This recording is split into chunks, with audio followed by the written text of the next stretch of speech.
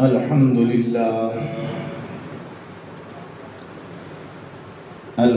لله وكفى والسلام على عباده الذين اصطفى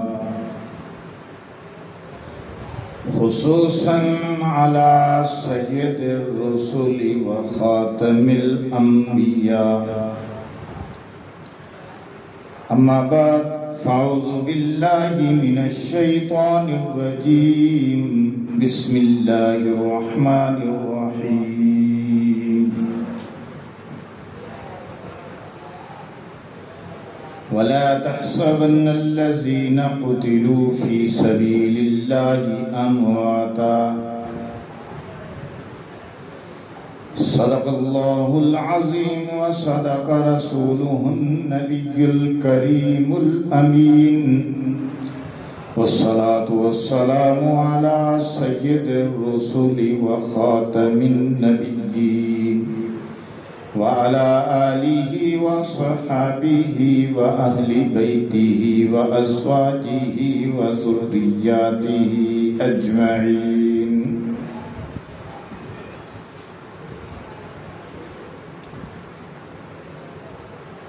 شاست حسین شاہ ہست حسین دین ہست حسین دین پناہ حسین سرداد نداد دست در دست یزید کا کے بنا لا الہ است حسین.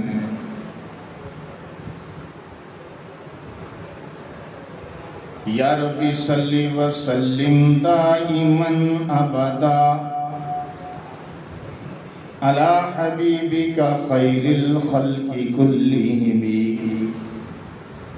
وهو الحبیب الذی ترجى شفاعته لكل حول من الاحوال مقتحم.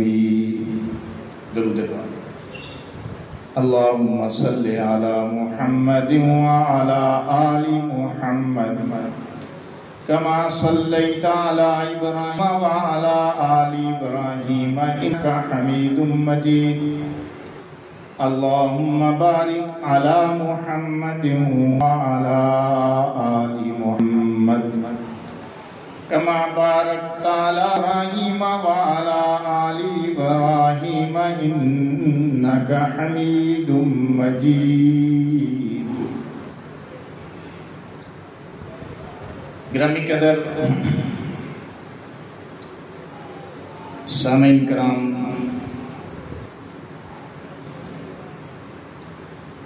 محرم الحرام چل رہا ہے.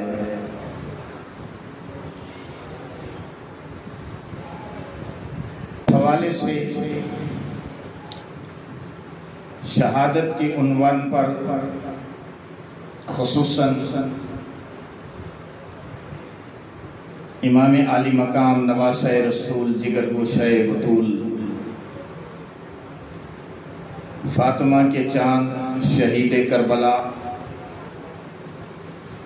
شہزادہ جنت امام حسین رضی اللہ تعالی عنہ کے فضائل، مناقب، آیات، بینات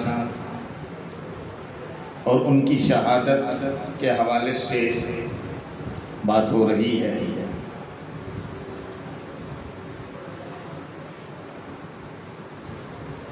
اب تاریخی حوالے سے اگر ہم جائزہ لیں تو بہت ساری باتیں خود بخود ایک قاری کے سامنے، ایک ناظر کے سامنے، ایک سامع کے سامنے آتی چلی جاتی ہیں. شہادت کی یا یوں سمجھے کہ شان کربلا کی اصل حقیقت اس کے سامنے روشن ہو جاتی ہے.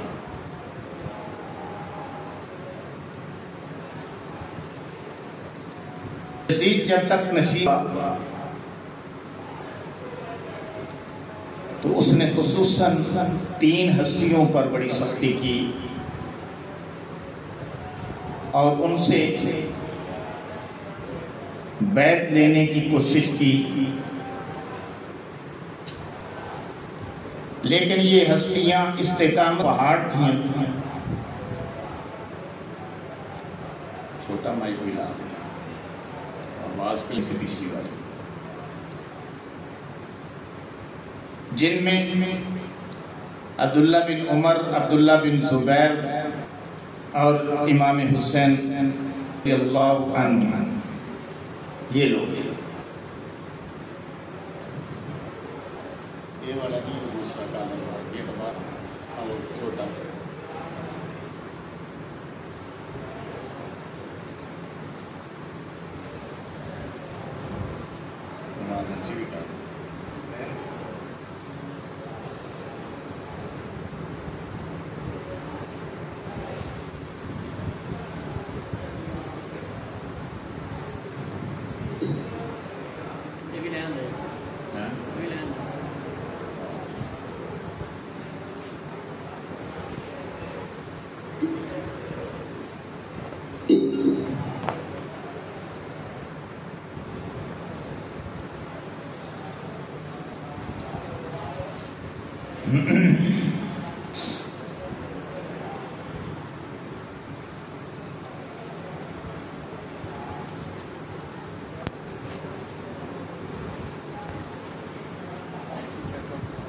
امام حسین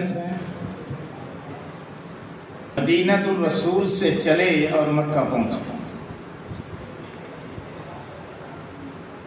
مکہ میں آپ نے اپنے چچا بھائی مسلم بن عقیل کو منتخب کیا اور کوفے والوں کے پرزور مطالبات پر، فرمائشوں پر، خطوط پر، وفود پر امام عالی مقام نے یہ فیصلہ کیا کہ میں حالات کا جائزہ لینے کے لیے مسلم بن عقیل کو بھیجتا ہوں. مسلم بن عقیل کوفہ سے، کوفہ والوں نے بڑا واضح بہترین استقبال کیا. 18,000 بندوں میں مسلم بن عقیل رضی اللہ تعالیٰ عنہ کے ہاتھ پر بیعت کیے. عقیل کے ساتھ زیادہ تھے، حضرت امام کے کزن تھے، چچا زاد تھے.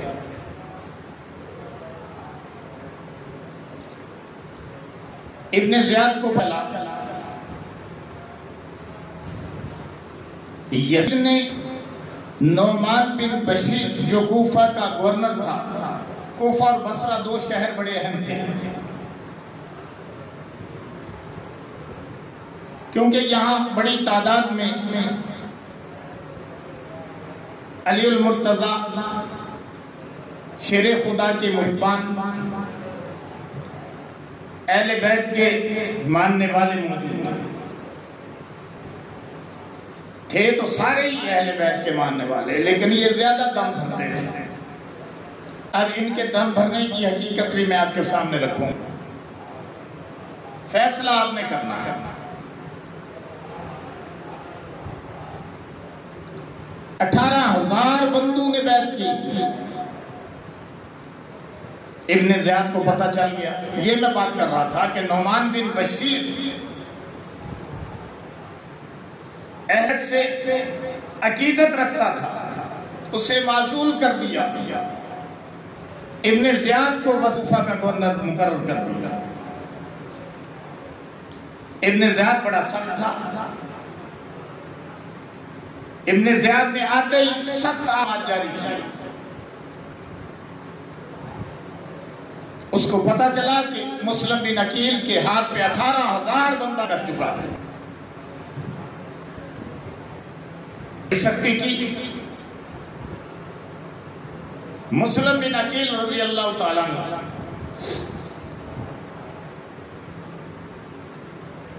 جس شخص کے پاس تھے مختار بن سقفی، اس کے گھر میں تھے، تو اس کے گھر سے آپ نکلنے پر مجبور ہو.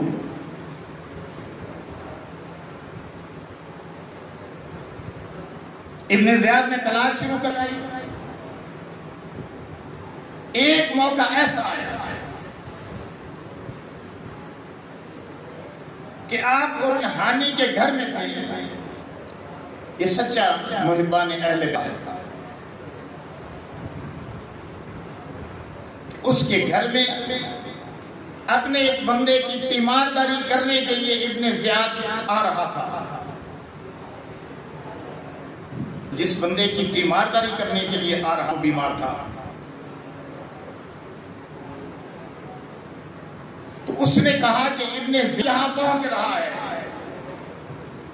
اے مسلم اسے ہیلے سے قتل کر دیا. وہ پہنچا، تیمارداری کی، لیکن مسلم بن عقیل نے اسے قتل نہ کیا. جب اس نے پوچھا کہ آپ کو اچھا موقع تھا، آپ نے قتل کیا ابن زیاد کو، تو آپ نے کہا ایسے ہیلے سے قتل کرنے سے میرے نبی نے منع کیا ہے. شریعت کا پاس کہ ان لوگوں کے کس قدر پیش نظر اللہ کا تھا. شریعت کا پاس.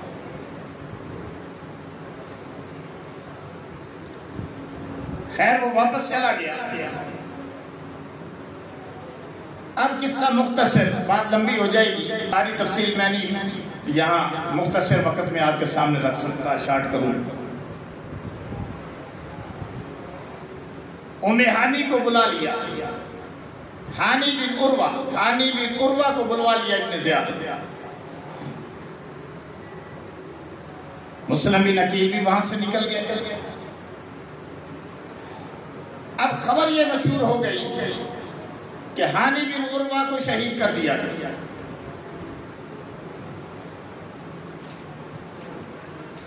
اس کی برادری کے لوگ اکٹھے ہو گئے، اس کے محل کا گھیراؤ کر لیا. قاضی شری باہر نکلا، ابن زیاد نے اسے بھیجا کہ لوگوں کو منتشر کرو. اس نے کہا بھائی ایسا کوئی اقدام نہیں ہوا، ہانی بن عروہ ٹھیک ٹھاک ہے، صحیح سلامت ہے، لہذا تم واپس چلے جاؤ. واپس چلے گئے. اسی اثناء میں مسلم بن عقیل باہر نکلے، 4000 بندہ ان کے ساتھ باہر نکلے. 4000 بندہ ان کے ساتھ. اب 4000 اگر جنگجو لڑنے والے ساتھ دینے والے لوگ ہوں تو بندہ جلدی ڈولتا نہیں. ابن زیاد کو پتا چلا تو اس نے سرداروں کو بھیجا کہ جاؤ ان کو لالچ والچ دو، منتشر کرو، ان کو ڈراؤ دھمکاؤ. چنانچہ وہ آئے، ان کو ڈرایا دھمکایا، لالچ دیا. وہ بکھر گئے، 4000 بندہ بکھر گیا. مسلم بن عقیل کے ساتھ صرف 30 بندہ رہ گیا. یا سے آپ نوٹ کرتے جائیں کہ کوفہ والوں نے کس ایٹ فکری کی ہے، کوفہ والوں نے کس قدر بے وفائی کی ہے کہ کوفہ والوں کی کلمے، ان کے پین تو آپ کے ساتھ، ان کی تحریریں تو ساتھ دے رہی لیکن ان کی تلواریں ساتھ دے رہی تھی. زبانیں تو ساتھ دیتی تھی لیکن ہاتھ ساتھ نہیں دیتے تھے. حب اہل بیت کا دم تو بھرتے تھے لیکن ساتھ نہیں چلے. آخر مسلم بن عقیل رضی اللہ تعالیٰ عنہ ابواب کندہ طرف چلے. اور جب ابواب کندہ کی طرف چلے وہ 30 آدمی بھی منتشر ہو گئے، ایک بندہ بھی مسلم بن عقیل کے ساتھ نہیں. اللہ اللہ، کس قدر بے وفائی کی ہے کوفہ والوں نے. آخر ابن زیاد نے گرفتار کرا لیا. آپ لڑتے ہوئے، مزاحمت کرتے ہوئے گرفتار ہو گئے. ابن زیاد کے محل میں پہنچایا گیا. ہانی بن عروہ بھی وہاں موجود تھے. آپ کو قصر کی چھت پہ لے جایا گیا اور آپ کا سر مبارک کاٹ کر نیچے پھینک دیا اور ادھر باغ میں لے جا کر ہانی بن عروہ کو قتل کیا. دونوں کو شہید کر دیا، جس نے کو پناہ دی اس کو بھی اور مسلم بن عقیل کو بھی۔ اب یہ دونوں سر یزید کے پاس پہنچا دیا۔ اب یہاں پہ ہم نے یہ بھی نتیجہ نکالنا ہے کہ یزید کتنا بے قصور ہے۔ میں تو اسے قصوروار سمجھتا ہوں، میں تو اسے بے قصور نہیں سمجھتا۔ مولانا طارق جمیل نے اہل بیت کے عنوان سے کتاب لکھی، اس میں لکھا ہے کہ جب یزید کے پاس دونوں سر پہنچے، مسلم بن عقیل کا بھی ہانی بن عروہ کا بھی، تو اس نے شکریہ کا خط لکھا اور ساتھ یہ لکھا، یہ تحریر ہے میں آپ کے سامنے پیش کر رہا ہوں۔ یزید نے شکریہ کا خط لکھا اور ساتھ لکھا کہ مجھے یہ خبر ملی ہے کہ حسین عراق کے قریب پہنچ گئے ہیں، اس لیے جاسوس اور خفیہ نے سارے شہر میں پھیلا دو، اور جس پر ذرا بھی حسین کی تائید کا شبہ ہو اسے قید کر دو، جس پر ذرا بھی حسین کی تائید کا شبہ ہو اسے قید کر لو، مگر جو شخص تم سے لڑائی پر اترے اس کے علاوہ کسی کو قتل نہ کرو۔ اس لیے بعض لوگ کہتے ہیں کہ یزید نے ڈائریکٹ امام حسین کے قتل کا حکم نہیں دیا، بیعت کے لیے سختی، بیعت کے لیے آرڈر دیا، لیکن جو واقعات آ رہے ہیں یہ بھی ہے کہ جب امام حسین کا سر پہنچا، مسلم بن عقیل کا تو پہنچا، شکریہ کا خط لکھا، لیکن جب امام حسین کا سر پہنچا تو یزید رویا بھی،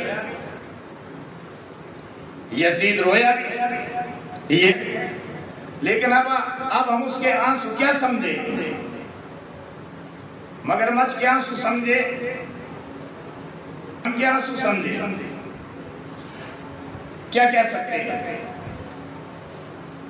ادھر امام حسین رضی اللہ تعالیٰ عنہ کے پاس جو ابھی مدینے میں موجود ہیں، ادھر مسلم بن عقیل شہید کر دیے گئے، ان کا سر یزید کے پاس پہنچ گیا شام میں، ادھر امام حسین رضی اللہ تعالیٰ عنہ میں نہیں مکہ میں گئے، مدینے سے چلے مکہ ہے، اب مکہ میں تھے، مکہ سے کوفہ پہنچے، تو یہاں پہ امام حسین رضی اللہ تعالیٰ عنہ کے پاس 150 خطوط اور بہت سارے وفود پہنچ چکے تھے، کس غرض سے کہ مسلم بن عقیل کے ہاتھ پر 18,000 کوفیوں نے، 18,000 مسلمانوں نے بیعت کر لی ہے، اس لیے آپ کو کوفہ آنے کی دعوت دیتے ہیں۔ حضرت حسین نے کوفہ جانے کا عزم کر لیا۔ بھئی موبائل تو تھے نہیں، انٹرنیٹ تو تھا نہیں، ٹیلی فون تو تھے نہیں، وائرلیس سسٹم تو تھا نہیں، حالات ادھر جو پیش آ رہے تھے وہ بعد میں پیش آئے، خطوط پہلے لکھ دیے گئے، اب امام کے پاس وہ خطوط پہنچ گئے، ان خطوط اور وفود کی روشنی میں وفد بھی پہنچ گئے، امام حسین نے تیاری کر لی اور کوفہ جانے کا عزم کر لیا۔ جب یہ خبر لوگوں میں مشہور ہوئی کہ امام حسین رضی اللہ عنہ اب کوفہ جانے کا ارادہ کر چکے ہیں، تو مکے والوں میں بڑی بے چینی پائی، مطار مکہ میں خبر مشہور ہو گئی، مدینہ میں بھی خبر پہنچ گئی۔ ان حضرات کا کہنا کہ اہل عراق و کوفہ کے وعدے اور ان کی بیعتیں قابل بھروسہ نہیں، آپ نہ جائیں۔ یہ لوگ قدیم سے، کون؟ کوفہ والے، یہ لوگ قدیم سے عہد توڑتے، عہد شکن، بے وفا چلے آ رہے، اس لیے وہاں جانے کا فائدہ کوئی نہیں۔ یہ بھی کہا کہ آپ کے والد علی کو بھی کوفہ والوں نے شہید کیا،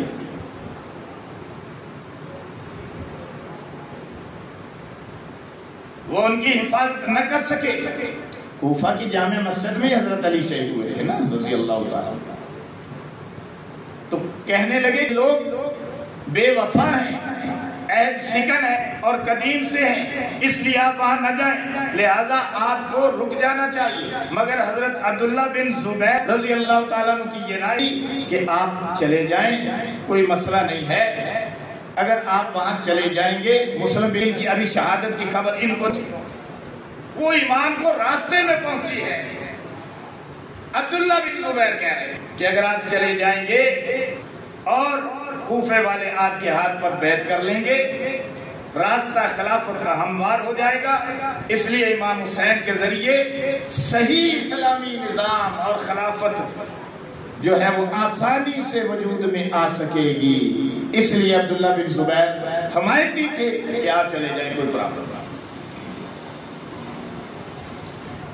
طور پر عبداللہ بن عباس رضی اللہ عنہ نہایت ہمدردی کے ساتھ حضرت حسین کے پاس پہنچے، دو دفعہ مشورہ دیا کہ آپ نہ جائیں، آپ نہ جائیں۔ اب یہ صحابہ کی اولادیں ہیں نا، یہاں بھی صحابہ کی اولادیں ہیں، یہ مشورہ دے رہے ہیں کہ آپ نہ جائیں۔ ایک مشورہ ہے کہ آپ چلے جائیں، عبداللہ بن زبیر۔ عبداللہ بن عباس جو حضرت عباس آپ کے چچا تھا، آپ کے چچے بیٹے، وہ مشورہ دے رہے کہ آپ نہ جائیں، کوفہ والے لوگ عہد شکن ہیں۔ امام حسین اپنے تئیں یہ سمجھ بیٹھے تھے کہ وہ رضا الہی کے لیے جا رہے ہیں، عزم کر چکے ہیں، جانا ہے بس۔ اور مشورہ دینے والے جن ممکنہ خطرات سے آپ کو آگاہ کر رہے تھے، حضرت امام حسین رضی اللہ تعالیٰ عنہ پیچھے ہٹنے کو تیار نہ ہوئے۔ ذی 60 کو 8 ذی الحجہ، یہ بھی نوٹ کر 8 ذی الحجہ، آپ مکے سے چلے 8 کو، 8 ذی الحجہ 60 ہجری کو مکہ مکرمہ سے کوفہ روانہ ہو گئے۔ اب آگے سنیں، میں آپ کے سامنے امام حسین خطبہ بھی رکھوں گا جو آپ نے جب ہور 1000 کی فوج لے کر آپ کے سامنے آیا تھا تو آپ نے اس وقت جو خطبہ دیا تھا، اور وہ پہلا خطبہ تھا جس نے آپ اپنے آنے کا مقصد بیان کیا کہ آپ کیوں آئے، لہذا آپ کو فیصلہ کرنے آسانی ہوگی کہ امام کس مقصد کے لیے کوفہ گئے۔ کافروں سے لڑنے نہیں گئے، آج مسلمان جو روک رہے ہیں مسلمان ہیں۔ یزید کوئی کافر نہیں تھا، مسلمان تھا، صحابی اولاد تھا، لیکن یہ سانحہ مسلمانوں کے درمیان ہوا، مسلمانوں کے ہاتھوں امام حسین شہید ہوئے۔ بہت ظلم، اور یہ اتنا بڑا ظلم تھا، اتنا بڑا انتحار اور افتراق کا ذریعہ بنا کہ امت کئی فرقوں میں بڑھ گئی۔ لیکن تقدیر کے آگے تدبیریں تو نہیں، جو ہونا ہو جاتا ہے، وہ ہو کر رہتا ہے۔ تقدیر غالب رہتی ہے، تدبیر غالب نہیں ہوتی، تقدیر غالب ہوتی ہے۔ تو وہ تو میں